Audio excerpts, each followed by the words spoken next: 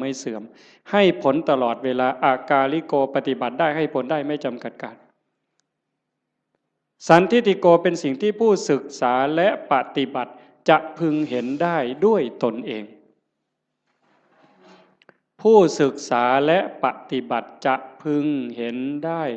ด้วยตนเองสันทิฏฐิโกเป็นสิ่งที่ผู้ศึกษาปฏิบัติพึงเห็นได้ด้วยตนเองอากาลิโกปฏิบัติได้ให้ผลได้ไม่จำกัดการเอหิปัสสิโกเป็นสิ่งที่เรียกให้มาดูท้าพิสูจน์เรียกมาดูโยมก็ลองทำตอนนี้เมื่อเราหายใจเข้ายาวสบายสบายลองดูนี่หรือจะยุบหนอพองหนอพุทโธสัมมาอรหังอะไรก็ตาม